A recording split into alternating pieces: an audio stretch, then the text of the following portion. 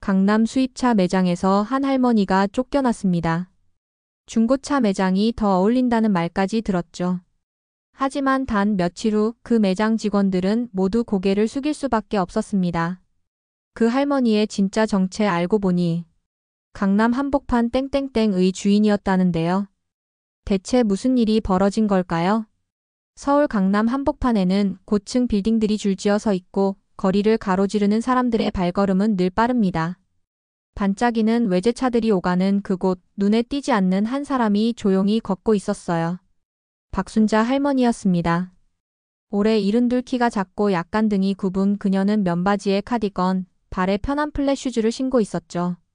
손에는 시장 바구니가 들려 있었고 그 안에는 두부와 시금치, 그리고 사과 몇 개가 담겨 있었습니다.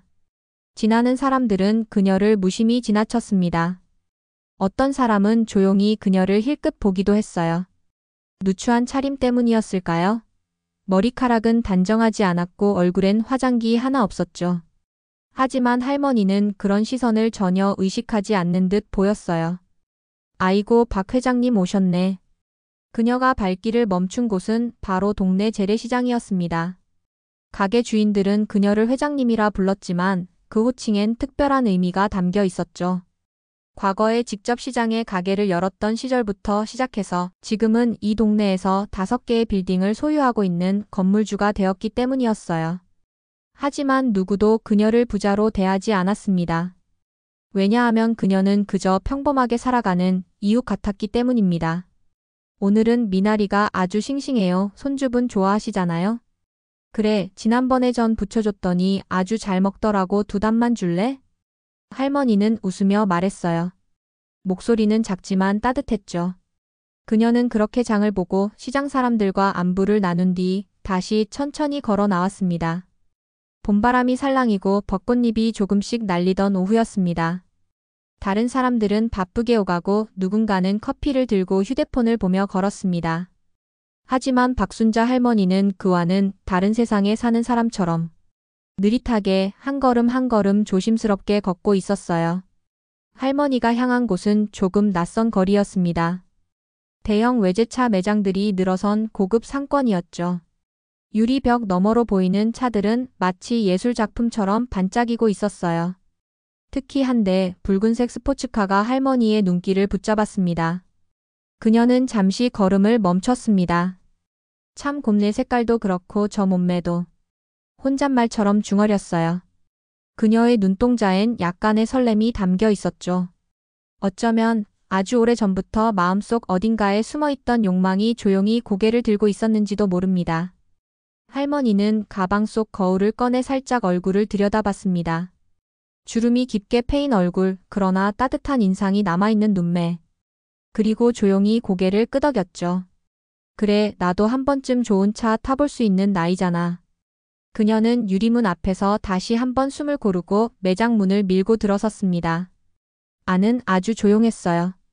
마치 고급 호텔에 들어선 듯한 기분이었죠.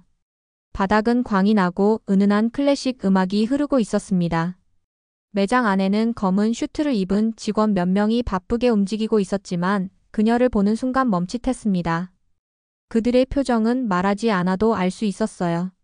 저 사람이 여긴 왜 들어왔지? 그 옷차림으로?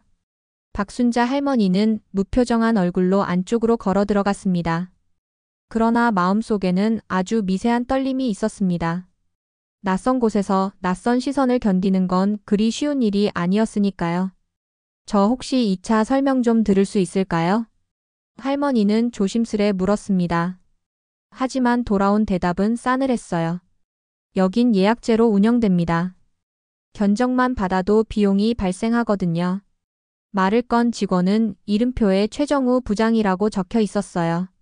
그는 노골적으로 불쾌한 얼굴을 했고 박순자를 아예 상담 테이블로 안내조차 하지 않았습니다. 지나가다 들렀어요. 이 차가 참 예쁘더라고요. 혹시. 이 차는 10억이 넘는 모델입니다. 전 세계에 100대 한정 생산이고요. 그냥 사진만 찍으시는 게 나을 수도 있겠네요. 박순자는 순간 말문이 막혔습니다. 그녀의 입술이 살짝 떨렸고 눈썹이 미세하게 흔들렸죠. 그러나 금세 다시 미소를 지었습니다. 그래도 설명은 들어보고 싶네요. 그러자 최 부장은 어이없다는 듯 웃음을 지었습니다. 옆에 있던 다른 직원들과 눈을 마주치며 피식 웃기도 했죠. 박순자는 그저 서 있었습니다. 의자에 앉지도 못한 채 설명도 제대로 들을 수 없는 손님이 되어버렸죠. 하지만 그녀는 끝까지 목소리를 낮췄고 단 한 번도 소리를 내거나 감정을 드러내지 않았습니다. 그때였습니다. 매장 문이 열리고 한 중년 남성이 들어섰습니다. 반짝이는 시계와 깔끔한 슈트, 흠잡을 곳 없는 헤어스타일. 직원들의 반응은 놀라울 만큼 달라졌습니다. 어서 오십시오. 고객님 기다리고 있었습니다. 최 부장은 그 남성에게 달려가며 허리를 굽혔습니다. 상담 테이블로 안내하고 고급 커피를 지시하고 차의 모든 옵션을 설명하기 시작했어요. 그 장면을 박순자는 묵묵히 지켜보았습니다. 눈빛은 조금씩 서글퍼졌지만 마음속 어딘가엔 단단한 결심이 자리 잡고 있었어요. 그녀는 천천히 몸을 돌려 다시 유리문을 향해 걸어 나갔습니다. 밖으로 나오자 바람이 얼굴을 스쳤습니다. 햇살이 여전히 반짝이고 있었고 사람들은 여전히 바삐 오가고 있었죠. 그녀는 잠시 서 있었습니다. 그리고 작게 혼잣말을 했죠. 내가 너무 초라해 보였나 보구나. 그러나 그 말에는 서러움만 담겨 있진 않았어요. 어떤 결심, 어떤 침착한 분노가 서려 있었습니다. 그날 박순자 할머니는 강남 거리를 걸으며 생각했어요. 자신이 걸어온 삶, 세상의 시선, 그리고 오늘 겪은 그 조용한 모욕. 그리고 문득 발길을 멈췄습니다. 자신이 소유한 빌딩 앞이었죠. 이런 날은 내가 가진 것들이 왜 필요한지 알겠는 날이야. 그녀는 작게 중얼이며 고개를 들었습니다. 창문에 비친 자신의 모습은 여전히 수수했지만 눈빛은 더 이상 흔들리지 않았어요. 그녀는 천천히 지하 주차장으로 향했습니다. 그곳엔 이 모든 이야기를 바꿔놓을 또 다른 세상이 기다리고 있었어요. 그날 저녁 박순자 할머니는 평소보다 조금 더 일찍 집으로 돌아왔어요. 아파트 현관문을 열고 들어서자 익숙한 정적이 반겨주었죠. 집안은 고요했고 부엌에는 그녀가 아침에 끓여놓은 미역국 냄새가 은은히 퍼져 있었어요. 외출용 가방을 내려놓고 천천히 실내화로 갈아신은 할머니는 마치 평소처럼 행동했지만 마음 한구석엔 하루 종일 내려앉은 먹구름이 그대로 남아 있었죠. 서재로 향한 할머니는 평소 자주 앉던 1인용 의자에 앉았습니다. 찻주전자에서 김이 피어올랐고 그녀는 차 한 잔을 따랐어요. 손에 들린 잔이 아주 살짝 떨리고 있었지만 그녀는 조용히 숨을 들이마신 뒤 천천히 차를 마셨어요. 차가운 손끝이 잔을 감쌌고 뜨거운 온기가 그 손에 천천히 번져갔습니다.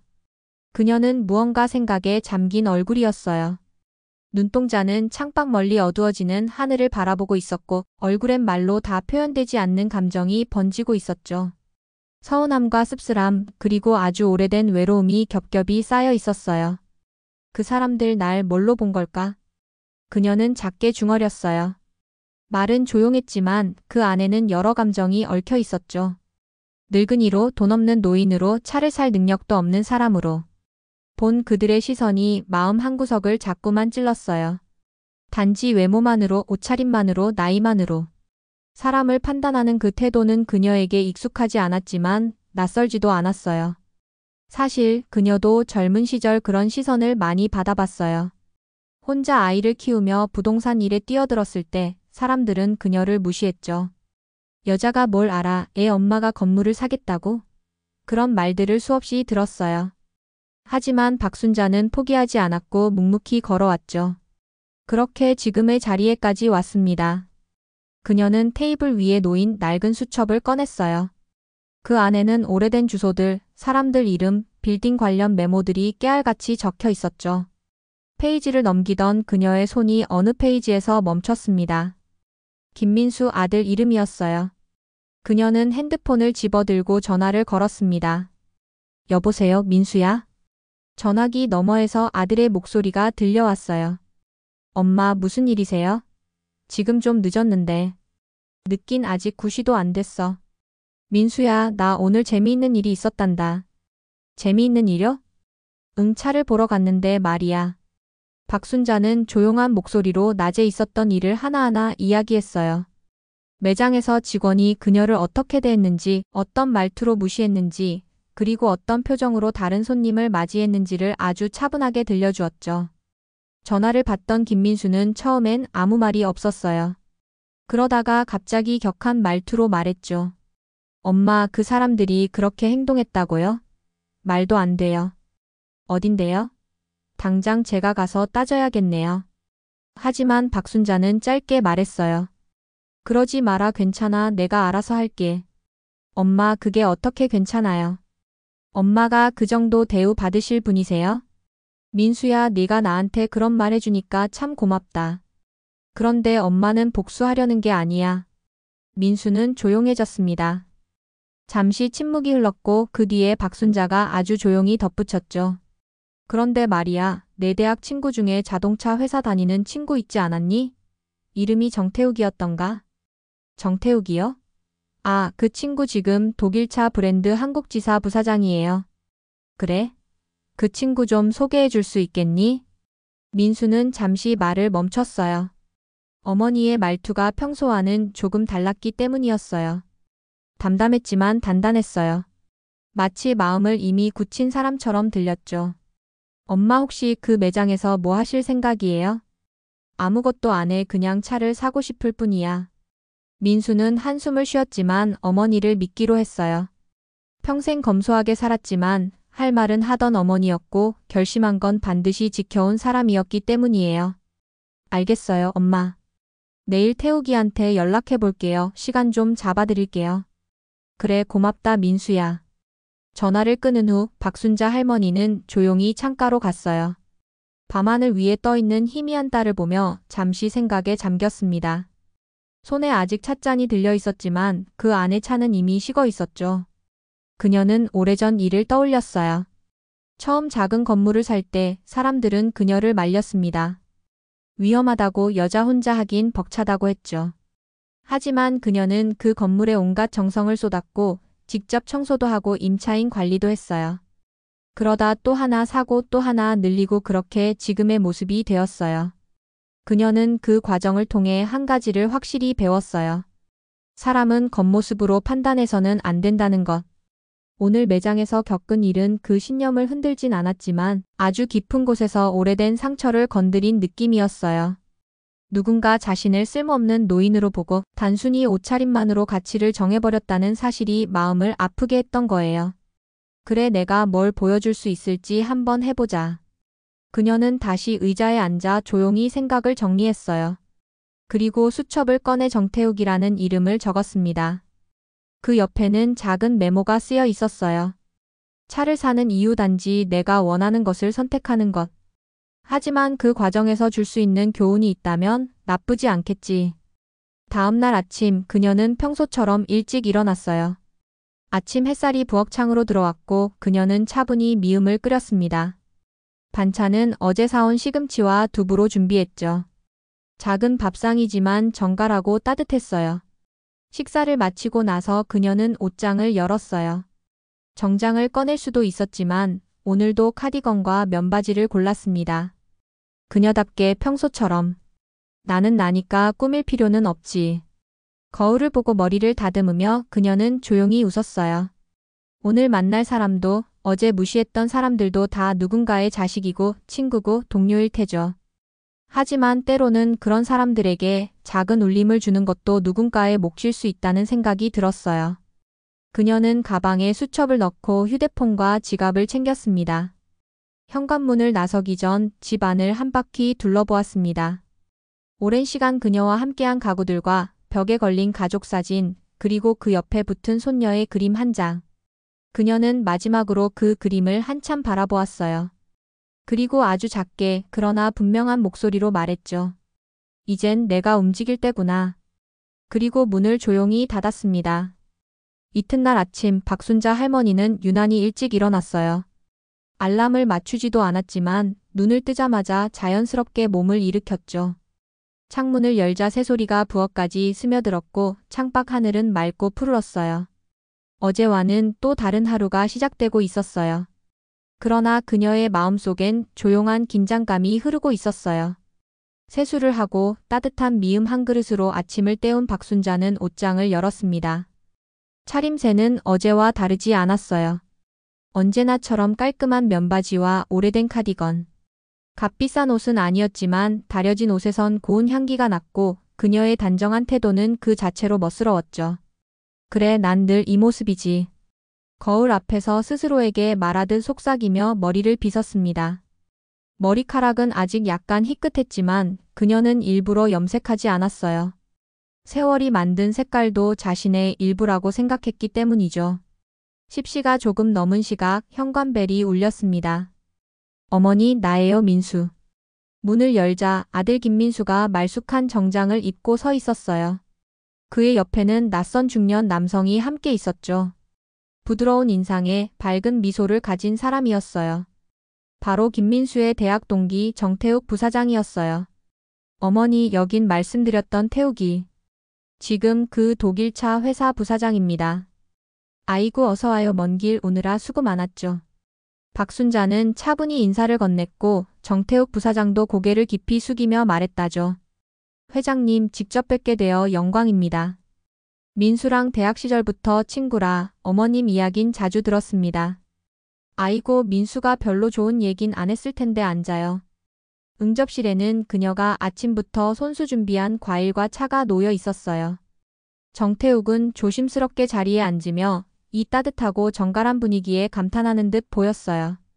집안 어디를 봐도 사치스럽거나 과하게 꾸미는 적은 없었지만 공간 곳곳에 삶의 흔적과 정성이 담겨 있었죠. 잠시의 인사 후 박순자가 조용히 입을 열었어요. 어제 민수에게 차 한 대를 사려다가 재미있는 일을 겪었다고 했죠. 사실 그냥 무시당한 일이에요. 그녀는 그날 있었던 일을 아주 담담하게 이야기했어요. 외모만 보고 무시한 직원의 말투, 상담조차 허락하지 않던 태도, 그리고 다른 손님에게 180도 달라진 응대까지. 이야기를 들으며 정태욱 부사장의 표정은 점점 굳어졌어요. 그는 여러 번 고개를 끄덕이며 천천히 컵을 들어 차를 마셨죠. 정말 죄송합니다. 저희 브랜드 매장에서 그런 일이 있었다니 같은 회사 사람으로서 부끄럽습니다. 박순자는 고개를 저었어요. 괜찮아요. 누구나 실수할 수 있죠. 그래서 화내고 따지러 간 건 아니에요. 그냥 그 차를 그 매장에서 사고 싶어서요. 정태욱은 그녀의 말에 놀란 듯 잠시 말을 멈췄어요. 많은 고객을 상대해온 그였지만 이렇게 담담하게 자신을 낮춘 사람은 처음이었죠. 그리고 이어진 말에 더욱 놀랐습니다. 사실 그 매장 제 건물이랍니다. 임대차 계약이 곧 만료더군요. 순간 정태욱의 눈이 커졌습니다. 어제까지만 해도 단순한 고령 고객이라 여겼던 이 할머니가 알고 보니 회사가 입점해 있는 빌딩의 주인이라는 사실. 그 사실은 말 그대로 전환점이었어요. 그러나 박순자는 자랑하거나 위협하려는 말투가 아니었어요. 그저 사실을 말하듯 담담하고 조용히 말했을 뿐이었죠. 그래서 어떻게 해야 할까 생각을 좀 했어요. 정태욱은 마주 앉은 그녀의 눈빛을 바라보았습니다. 그 눈에는 연륜에서 나오는 힘이 있었어요. 하지만 그 힘은 사람을 누르는 게 아니라 이해시키는 힘이었어요. 저는요, 태욱 씨 그 사람들을 혼내주고 싶은 게 아니에요. 다만 가르쳐주고 싶어요. 사람을 겉모습으로 판단하면 안 된다는 걸요. 그녀의 말에 정태욱은 고개를 숙였습니다. 그리고 잠시 후 조용히 대답했어요. 도와드리겠습니다, 회장님. 본사와 협의해서 제대로 준비하겠습니다. 박순자는 고개를 끄덕였어요. 근데 태욱 씨 그 차 아직 구매 가능할까요? 그 붉은색 스포츠카요. 물론입니다. 전 세계 100대 한정이긴 하지만 회장님께 우선권을 드릴 수 있어요. 계약 처리도 바로 도와드리겠습니다. 좋아요, 그 차로 할게요. 그녀는 그렇게 말한 뒤 컵을 다시 들었어요. 차가 조금 식었지만 목을 타고 넘어가는 온기엔 묘한 안정감이 있었습니다. 옆에서 조용히 대화를 지켜보던 김민수는 살짝 감탄한 표정이었어요. 어머니가 무엇을 계획하고 있는지 이제야 조금 이해가 되었죠. 단순히 차를 사고 싶다는 마음이 아니라 사람의 태도에 대해 세상에 한마디 하고 싶은 진심이 있었던 거예요. 어머니 정말 그렇게까지 하실 필요가 있나요? 그냥 다른 매장에서 사도 되잖아요. 그녀는 고개를 저었어요. 민수야, 난 평생 검소하게 살았어. 옷 하나, 밥 한 끼도 아끼고 살아왔지. 하지만 그건 내 선택이었어. 그렇다고 내가 초라한 사람은 아니야. 그녀의 목소리는 아주 조용했지만 그 안에 깃든 진심은 강했습니다. 사람들이 그런 내 선택을 보고 그럴 줄 알았지 하고 무시하는 건 아니잖니. 나처럼 살고 있는 수많은 사람들이 그런 눈길을 견디며 살고 있어. 나라도 뭔가 말하고 싶었어. 정태욱은 조용히 고개를 끄덕였습니다. 회장님, 본사 VIP 행사로 위장한 자리를 준비하겠습니다. 해당 직원은 물론 전체 직원이 그 자리에 참석하게 하죠. 깜짝 초청 고객처럼 연출할 수 있습니다. 좋아요. 기자들도 초대할 수 있나요? 그 사람들을 망신 주려는 게 아니라 이 이야기를 더 많은 사람과 나누고 싶어요. 사회가 조금은 더 따뜻해지길 바라는 마음이에요. 그녀는 미소를 지으며 말했어요. 제가 붉은 차를 타고 나타나는 걸 그 사람들이 보면 뭔가 달라지지 않을까요? 정태욱은 조용히 웃으며 대답했어요. 네, 회장님 분명히 달라질 겁니다. 그 순간 집 안엔 따뜻한 햇살이 들이쳤어요. 마치 그녀의 결심을 응원하는 것처럼. 그녀는 여전히 수수한 옷차림이었지만 어쩐지 조금 더 당당해 보였어요.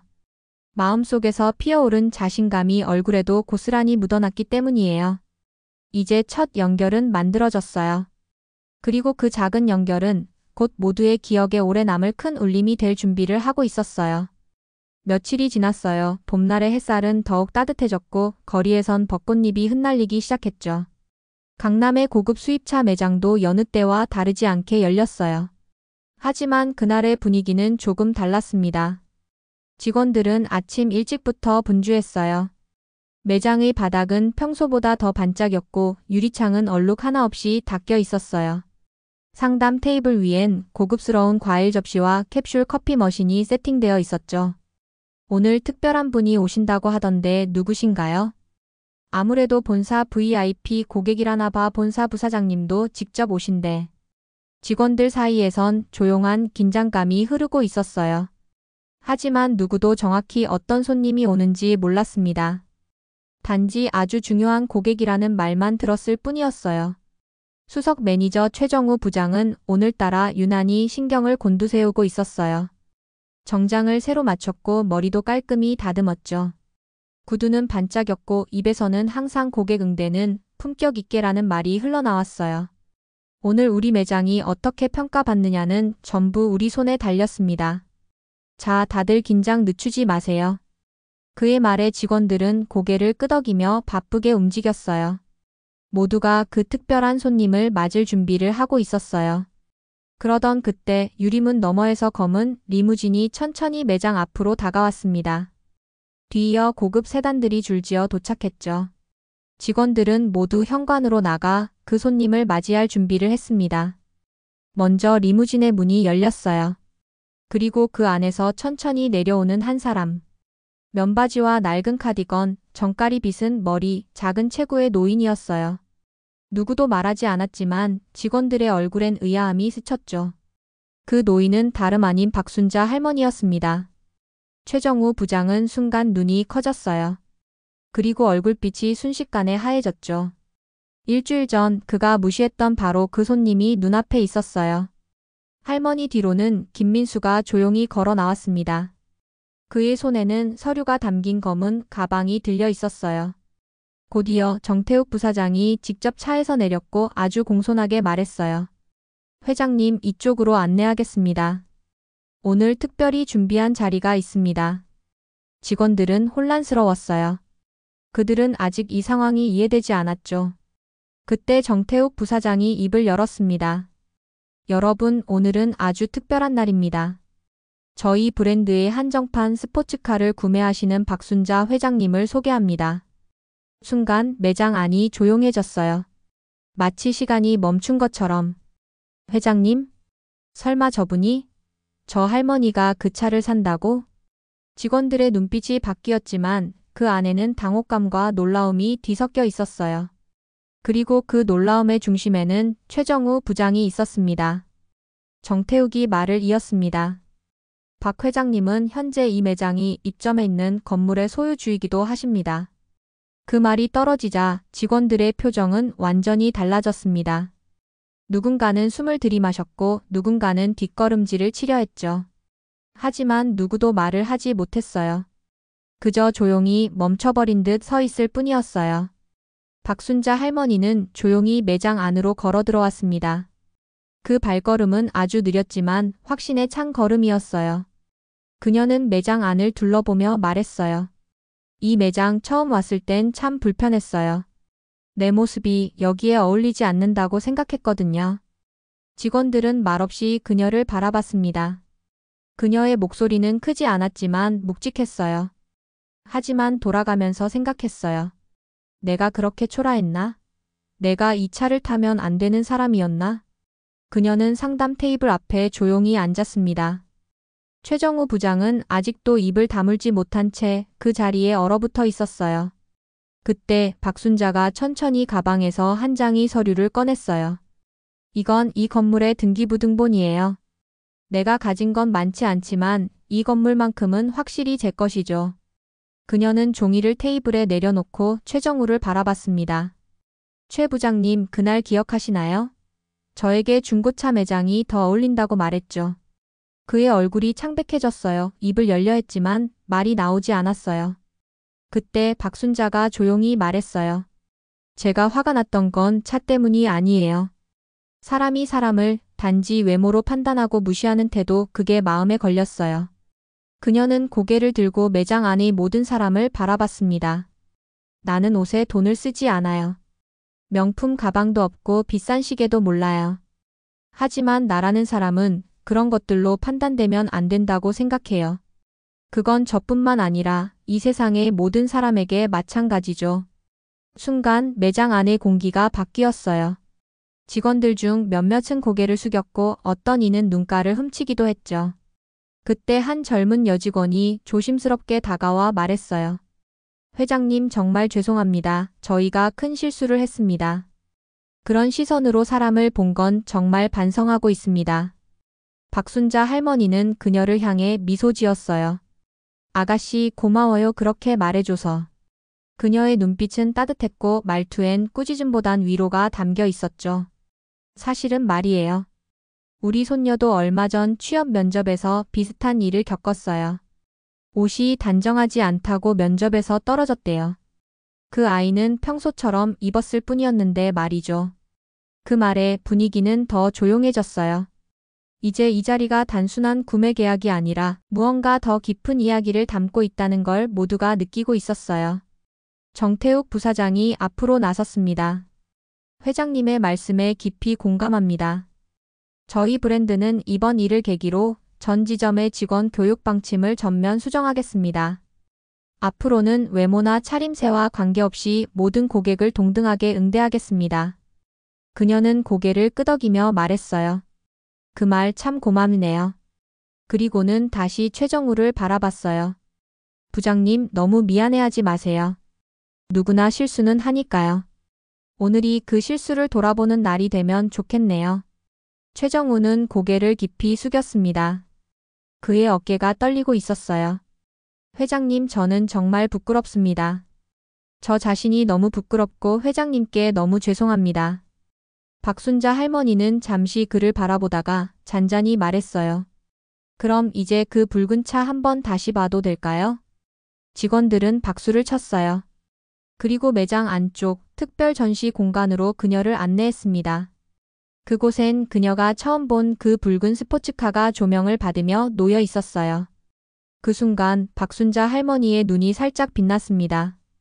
붉은 차체 위로 햇살이 비쳤고 그 차는 마치 불사조처럼 강렬하고 아름다워 보였어요. 그리고 그 앞에 선 박순자 할머니는 그 누구보다 당당하고 아름다워 보였죠. 붉은 스포츠카 앞에 선 박순자 할머니는 한동안 말없이 그 차를 바라보았어요. 붉은 차체는 마치 햇살을 품은 듯 반짝이고 있었죠. 색은 강렬했지만 그녀의 눈에는 이상하게도 따뜻하고 부드럽게 비쳤습니다. 마치 오래된 꿈을 다시 만난 듯한 표정이었어요. 조용히 차에 손을 대며 말했어요. 이름이 뭐라고 했지요? 옆에 있던 정태욱 부사장이 대답했어요. 피닉스 레드입니다. 불사조처럼 타오르는 색이라는 뜻입니다. 불사조 그래 참 멋진 이름이네요. 할머니의 목소리는 작았지만 그 안엔 특별한 감정이 담겨 있었어요. 잊고 있던 어떤 갈망이 아주 오랜만에 마음속에서 조용히 되살아난 듯한 느낌이었죠.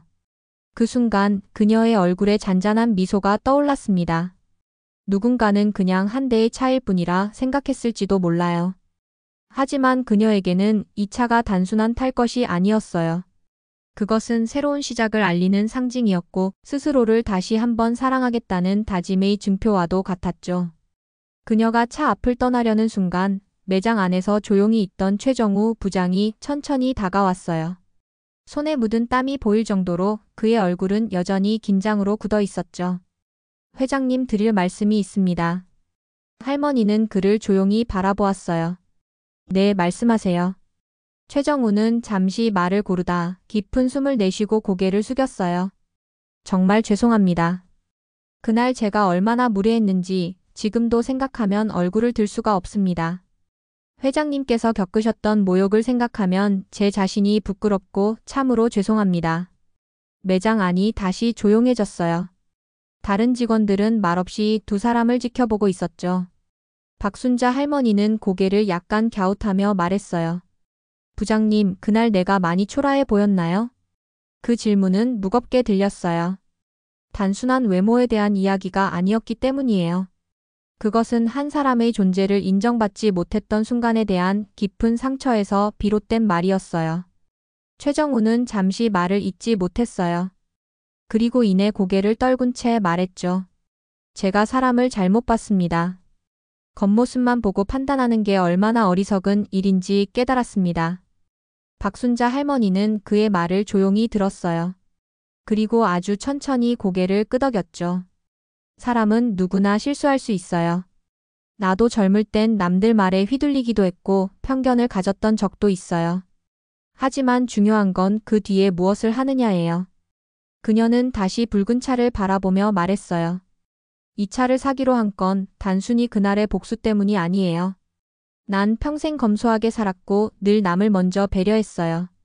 그래서 나조차도 어느 순간 나는 이런 걸 누릴 자격이 없나? 하고 스스로를 작게 만들고 있었던 것 같아요. 그녀의 목소리는 부드러웠지만 어딘가 아팠어요. 누군가에게 보여주기 위한 화려함이 아니라 스스로를 위한 작은 사치를 받아들이기까지. 그녀가 얼마나 오랜 시간을 마음속에서 쌓아왔는지를 느낄 수 있었죠. 하지만 이제는 생각이 바뀌었어요. 나 자신을 조금 더 사랑해도 되겠다고. 그리고 내가 겪은 이 경험을 통해 누군가가 다시는 그런 상처를 받지 않게 하고 싶었어요. 말을 마친 그녀는 다시 최정우 부장을 바라봤어요. 부장님은 그날 내게 그런 결심을 할 용기를 줬어요. 고맙다고 해야겠네요. 그 말에 최정우의 눈이 붉어졌어요. 그는 목소리를 떨며 대답했어요. 회장님, 저 같은 사람이 정말 감사하다는 말씀을 드릴 자격이 있는지도 모르겠습니다. 그때 박순자 할머니는 살짝 웃으며 말했어요. 자격은 스스로 만드는 거예요. 그날의 부장님과 오늘의 부장님은 분명 다르잖아요. 그녀의 말은 위로였고 동시에 격려였어요. 누군가를 비난하지 않고 그 사람의 변화된 모습을 믿어주는 것. 그것이야말로 진짜 용서이고 진심 어린 관계의 시작이었죠. 매장 안에 있던 다른 직원들도 그 순간을 지켜보며 많은 생각을 했어요. 겉모습만 보고 상황만 보고 사람을 판단했던 순간들이 자신들에게도 있었음을 떠올렸죠. 그리고 그 판단들이 누군가에게 얼마나 깊은 상처가 되었을지 처음으로 마음 깊이 느끼게 되었어요. 잠시 후 김민수가 다가왔습니다. 어머니, 시운전 준비가 다 끝났대요. 트랙으로 이동하시면 된대요. 박순자 할머니는 고개를 끄덕였어요. 그래, 민수야, 같이 가자. 그녀는 천천히 차에 올랐어요. 조수석에는 전문 드라이버가 탔고 뒤따라온 차량엔 김민수와 정태욱 부사장이 타고 있었죠. 이동 중 창밖을 바라보던 할머니는 조용히 말했어요. 사람이 늙는다는 건 말이지 스스로를 자꾸 작게 만드는 일이야. 몸도 생각도 욕심도. 하지만 가끔은 그런 틀에서 한 발짝 나와보는 것도 필요한 것 같아. 그 말에 옆자리의 드라이버는 잠시 눈을 마주치며 고개를 끄덕였어요. 그는 짧게 말했죠. 회장님, 오늘 정말 멋지십니다. 할머니는 살짝 웃으며 대답했어요. 내가 멋지다니 참 오랜만에 듣는 말이네요. 트랙에 도착한 뒤 그녀는 차에 대해 기본적인 설명을 들었어요. 가속 방법, 제동, 안전기능, 그리고 운전 모드까지. 그녀는 진지하게 모든 것을 듣고 몇 번이나 고개를 끄덕이며 이해하려 했었죠. 그리고 마침내 시동을 걸었어요. 붉은 스포츠카의 엔진 소리가 조용한 공기를 가르며 울려 퍼졌습니다. 그 순간 할머니의 얼굴에는 잊혀졌던 감정이 피어났어요. 설렘, 자유, 그리고 약간의 두려움. 하지만 그 모든 감정을 안고 그녀는 천천히 엑셀을 밟았어요. 차는 부드럽게 앞으로 나아갔고 그녀의 두 손은 핸들을 단단히 잡고 있었죠. 옆에서 드라이버가 말했어요. 회장님, 아주 잘하시는데요? 그렇죠? 나도 옛날엔 운전 꽤 했답니다. 그녀는 살짝 웃었어요. 눈가엔 바람이 스치며 흩날리는 희끗한 머리카락이 닿았고 마음속 깊은 곳에서 무언가가 풀리는 듯한 느낌이 들었어요. 속도를 조금 올려도 괜찮다는 말에 그녀는 엑셀을 살짝 더 밟았어요. 차는 조금 더 빨라졌고 그녀의 심장도 조금 더 두근거렸죠. 이 순간 그녀는 더 이상 초라하지 않았어요. 누군가의 시선을 두려워하지도 않았어요. 이 차 안에서만큼은 그녀가 주인공이었어요. 붉은 스포츠카는 트랙 위를 조용히 그러나 당당하게 달리고 있었어요. 그리고 그 차 안에는 스스로를 다시 믿기로 한 여성이 앉아 있었죠. 시운전을 마친 박순자 할머니는 조용히 차에서 내렸어요. 붉은 스포츠카의 엔진 소리는 점점 작아졌고 트랙 위에는 다시 고요함이 찾아왔죠. 따뜻한 봄바람이 그녀의 머리카락을 살짝 흔들었고 얼굴엔 땀이 송골송골 맺혀 있었어요. 하지만 할머니의 얼굴은 피곤하지 않았어요. 오히려 조금은 들뜬 듯한 설레는 표정이었죠. 마치 아주 오랜만에 순수하게 무언가를 즐기고 난 아이처럼 눈빛이 반짝이고 있었어요. 어머니, 괜찮으셨어요? 조금 떨어진 곳에서 기다리고 있던 김민수가 다가와 물었어요. 아들은 혹시나 하는 걱정에 내내 두 손을 모은 채 트랙 옆을 서성였죠. 박순자는 고개를 끄덕였어요. 숨이 조금 차긴 했지만 그 표정은 한결 부드러웠고 환했습니다. 응, 아주 좋았어. 이 나이에 이런 차를 몰게 될 줄은 몰랐지. 그녀는 조심스럽게 고무장갑을 벗었고 손에 묻은 땀을 손수건으로 닦았어요. 그 손은 세월을 고스란히 안고 있었지만 핸들을 잡던 순간만큼은 누구보다 단단했어요. 차가 참 부드럽더라. 엔진 소리도 멋지고 시트도 몸에 착 감기고 내가 이 나이에 이런 걸 누릴 수 있다니 참 별일이지. 할머니는 고개를 들어 트랙 끝을 바라봤어요. 그리고 작게 중얼였죠. 근데 정말이지 내가 뭘 놓치고 살았는지도 모르겠구나. 그 말에는 웃음이 섞여 있었지만 그 안에는 조금의 아쉬움도 담겨 있었어요. 자신에게 너무 많은 것을 금지해왔던 지난 세월이 스쳐갔던 걸까요? 그러나 후회보다도 지금 이 순간의 소중함을 더 깊이 느끼는 말투였어요. 트랙을 빠져나와 다시 매장으로 돌아가는 길, 정태욱 부사장은 그녀를 위해 미리 준비해둔 상담실로 안내했어요. 테이블 위에는 계약서와 붉은색의 작은 꽃다발이 놓여 있었죠. 회장님, 시승을 무사히 마치신 걸 축하드립니다. 계약 절차를 천천히 안내해드리겠습니다. 그의 말에 박순자 할머니는 가볍게 고개를 끄덕였어요. 그리고 자리에 앉기 전 매장 한쪽 구석을 향해 조용히 말했어요. 최 부장님, 혹시 괜찮으시다면 지금 잠시 이 자리에 같이 앉아주시겠어요? 최정우 부장은 당황한 듯 했어요. 하지만 이내 머뭇거리며 다가와 조심스럽게 그녀의 맞은편에 앉았죠. 그의 표정은 여전히 어두웠지만 눈빛은 다소 부드러워져 있었어요. 할머니는 잠시 계약서를 들여다보며 천천히 말을 이어갔어요. 부장님, 이 차를 타고 트랙을 도는 동안 한 가지 생각이 들었어요. 세상이 날 버린 게 아니라 내가 스스로를 자꾸 작게 만들고 있었구나 하는 생각이요. 최 부장은 말없이 고개를 끄덕였어요. 그녀의 말은 잔잔했지만 듣는 사람의 마음을 깊이 울렸죠. 사람들이 겉모습만 보고 판단하면 결국 우리 모두가 누군가에게 그렇게 행동하게 돼요. 나도 언젠가 그런 실수를 했을지 몰라요. 하지만 말이에요. 박순자 할머니는 최정우를 바라보며 조용히 말했어요. 그 실수를 알아차리고 미안하다고 말할 수 있는 사람이 진짜 멋있는 사람이라고 생각해요. 그 말에 최정우 부장의 눈가가 다시 붉어졌어요. 그는 몇 번을 말하려다 망설였고 마침내 조용히 입을 열었어요. 회장님, 다시 한번 진심으로 사과드립니다. 저에게 이렇게 용서를 받을 기회를 주셔서 정말 감사합니다. 그 말은 부끄러움에서 나온 말이었지만 동시에 진심 어린 반성이 담겨 있었어요. 매장의 다른 직원들도 그 장면을 멀리서 지켜보며 그들의 표정도 조금씩 바뀌고 있었어요. 그때 박순자 할머니는 뜻밖의 말을 꺼냈어요. 그리고 한 가지 제안이 있어요. 모두가 조용히 그녀를 바라보았어요. 이 차를 사면서 드는 비용 중 일부를 지역 아동복지재단에 기부하고 싶어요. 순간 상담실 안은 숨죽인 듯 조용해졌어요. 누구도 예상하지 못한 말이었죠. 박순자 할머니는 말했어요. 난 이제껏 참 많이 받았어요. 그만큼 나누고 싶기도 하고 오늘 이 일로 누군가의 마음이 따뜻해졌다면 그 따뜻함이 다른 사람에게도 닿았으면 좋겠어요. 정태욱 부사장은 놀란 얼굴로 그녀를 바라보았어요. 그리고 곧 고개를 깊이 숙이며 말했어요. 회장님, 정말 존경스럽습니다. 저희 브랜드가 기부 절차를 도와드리겠습니다. 김민수는 어머니의 제안을 듣고 조용히 눈을 감았어요. 그는 어머니가 왜 그토록 조용하고 검소하게 살았는지를 오늘에서야 완전히 이해할 수 있을 것 같았어요. 그것은 단순한 취향이 아니라 세상을 바라보는 따뜻한 태도였던 거예요. 계약서의 마지막 서명을 마친 박순자 할머니는 붉은색 도장을 찍으며 말했어요. 자, 이제 진짜로 내 차가 되었네.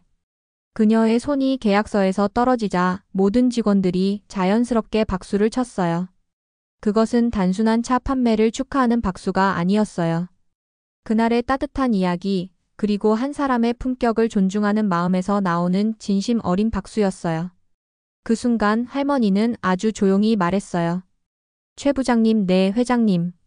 이따가 내가 다시 차에 앉게 되면 차 기능을 하나하나 자세히 설명해 주시겠어요?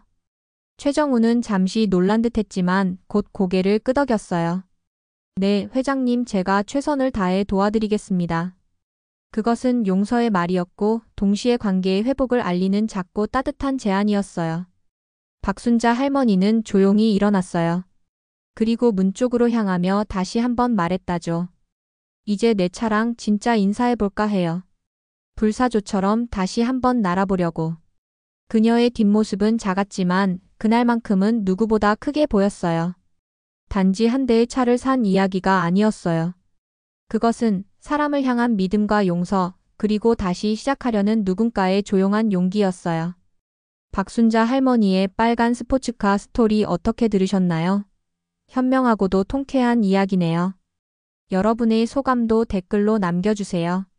까치가 복물어 오는 까치라디오 또 찾아주세요.